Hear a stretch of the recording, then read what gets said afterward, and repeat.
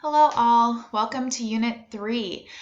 So under the umbrella of identity, we're going to be looking at fiction, specifically short stories in this first unit and then our novel in the next unit.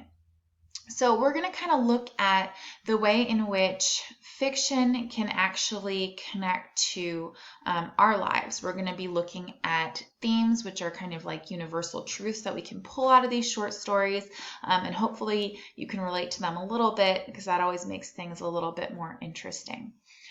So today is going to be an introduction where we talk a little bit about how to analyze these. We'll talk about theme and symbolism and character analysis. And then later on, we're going to talk about like irony and conflict. And we're going to be practicing applying these to different short stories. And then again, the novel when we get there. So the first thing that I want to touch on is this idea of making inferences. Right? So when we're analyzing a piece of work, what we're doing is we're coming to some sort of conclusion about that work based on what we read or see and also prior knowledge, right? And that's what an inference is, right? If you like those formulas, it's kind of what I see plus what I know about the world around me and then using that to come to a conclusion. So the good thing about inferences is we make these all the time. This is actually really natural for us. When we first meet people, we make inferences, right? When you see someone that you haven't seen in a while, you make an inference, right? So for example, if we started video chatting or something and you saw me and the video came up and I was smiling, you'd make an inference based on my smile and that you know that a smile means that people are generally happy. You'd make an inference that maybe I was in a good mood, right?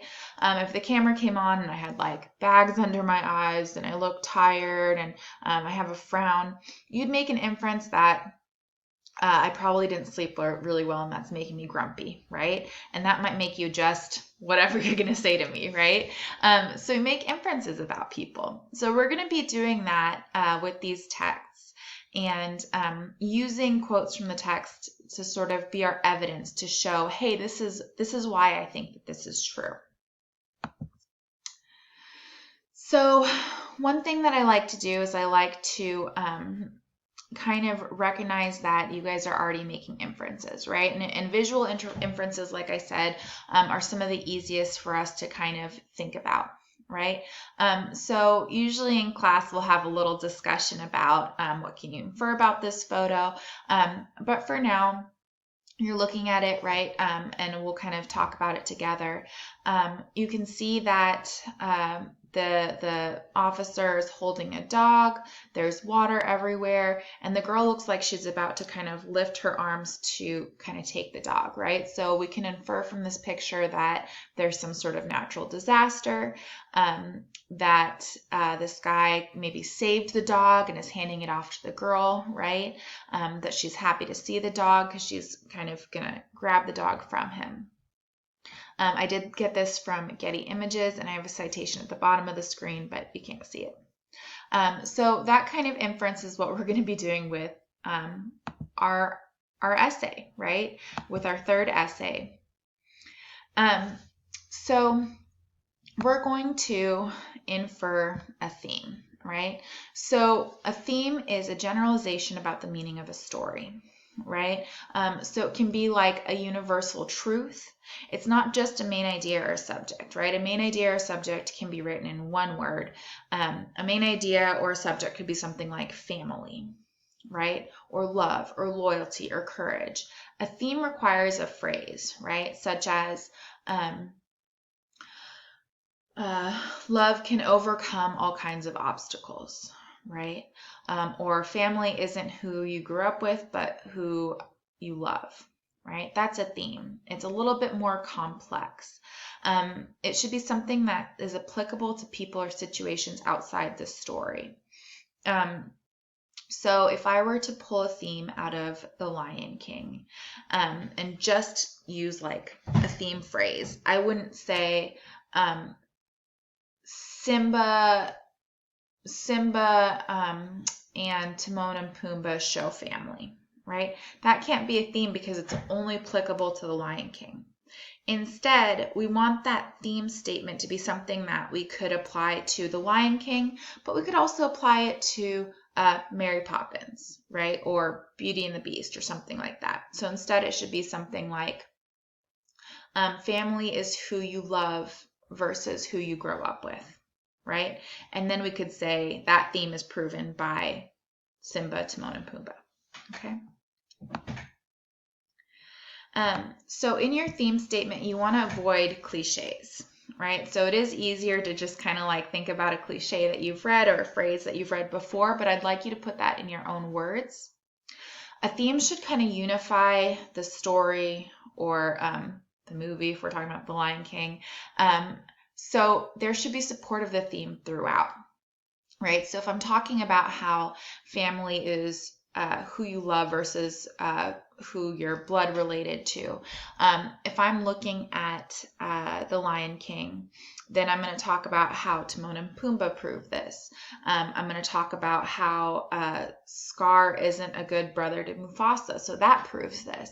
I'm going to talk about how Simba and Nala create a family, right? And that proves that, right? So there's examples all through that movie that prove that theme. There's not just one instance that proves it, right? I also don't want your themes to be like this versus that, right? It's got to be more complex than just like good versus evil, right? Maybe it's got to be that there's some good in everybody, even if they seem bad, right? That's a little bit more complex than just this and that, right? So themes are not so black and white. So your first essay is going to be a theme essay, right? So you're going to state your theme, and then you're going to prove it by using different literary terms and different ways of looking at literature, right? So we all kind of interpret literature different depending on our past circumstances, right? Our lives are the lens in which we interpret things. So sometimes it can feel really overwhelming, right? Like we have this theme, we kind of relate to it a little bit. So how do I prove it? You're going to prove it by looking at different aspects of the text, like setting, and see how that kind of might prove the theme. So our setting is, of course, the time and the place, right? So when and where. But we also want to kind of take it a step further. We don't want to just say like this takes place in 1920. We want to look at what was going on in the world during the time that the story was written, right? A lot of times fiction kind of reflects sort of the pulse of the culture. So it can give us a deeper understanding of what was going on socially and politically. So that's important to look at. So we want to look at kind of the overall setting, but also like the smaller settings. We're going to talk about symbolism in a second. You want to talk about the symbolism behind the setting as well, right? What might this kind of symbolize? Next slide. So we're also going to talk about symbolism, right? So a symbol is a person or place or object that has a deeper meaning or understanding, right? I write that colors and shapes are symbolic, right? So let's talk about that for a second. So what I mean by this is when I talk about the color red, some people, it's literally red, right? But the symbolism behind the color can be passion or anger, right? The symbolism behind blue can be calming, right? Shapes are also symbolic, right? Like a circle can symbolize something that's never ending, right? A heart can symbolize love, that kind of thing. The setting of the story can be symbolic. Nature is always really symbolic, right?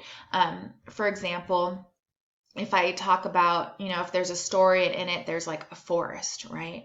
A forest can sometimes, if there's like lots of trees everywhere, it can symbolize confusion or being lost, right? So that's always something to think about.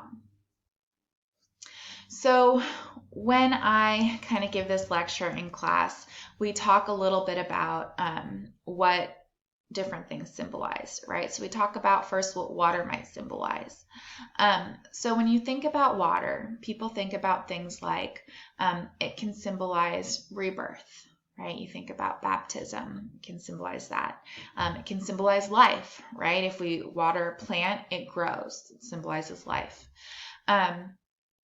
Now, then I ask people, what might it symbolize if I discuss water that is dark and like moving really quickly, right? So that can symbolize something that's more like dangerous, right? If I talk about water that's just gently trickling, that symbolizes something a little bit more calm and peaceful, right? So symbols can change throughout a text, and they can change depending on the context. So that's something that you really want to talk about when you're discussing symbolism in your essay, right? You really want to explain what these symbols mean and why you think that symbol means that, right? We can do the same thing about fire, right? What does it symbolize? So this brings us to the last kind of aspect of analysis that we're going to talk about today, and that's character analysis. So characters can help us understand a story on a deeper level. All of the stories that we're reading are very character development heavy. We want to think about how characters don't always understand why they do the things that they do, right? They can't really see the bigger picture the way that we can. So we want to look at character traits, right? What traits does this character have? We want to look at their actions, right? What are they doing? Sometimes their dialogue and their actions don't match, right? Like what they're saying doesn't match what they're doing. Their responses, and even relationships between characters, right? Are these relationships shifting and changing? Are they learning from each other? We also want to look at the names of characters, right? So sometimes an author will choose a name that means something specific, which has a deeper meaning, which is like symbolic, right? If you've ever looked up what your name means, that sort of meaning might reflect part of your character, right? I looked at my name and it means like God's gracious gift, right? Which does not reflect my character, but it's good to know, right? And in the context of a short story or even a novel, that could actually help you kind of get a better idea of that character and help you with analysis. So we want to definitely make sure we know a couple character terms, right? I'm going to shift this down a little bit. We have our protagonist, which is sort of the central character, right? All of the action is sort of surrounding them. So in a Batman movie, Batman would be that protagonist, right? That central character. Then we have our antagonist, who kind of opposes the protagonist. That could be like the Joker or Two-Face, right? One interesting character term is an anti-hero, right? So that could be a character that is the protagonist. All of the action centers around them, but they don't have the usual traits of a main character. So I think about Batman again, right? He is loyal. He doesn't cause harm. He fights for justice, but he also, is kind of respectful. So an anti-hero might be someone like Deadpool, right? So he fights for justice, but kind of when it benefits him. He says bad words. He likes violence, right? So he's a hero, but he's not exactly like that hero that we're used to. We also have a term called a foil character. And what I like about foil characters is they highlight or contrast the traits of another character. So looking at Batman again, we have Batman who is really clear about what he does. He's really logical. He really thinks about other people. Everything he does is really deliberate. His foil character might be the Joker, right? Who just kind of wants to cause mayhem and harm, right? He kind of highlights how good Batman is. All right.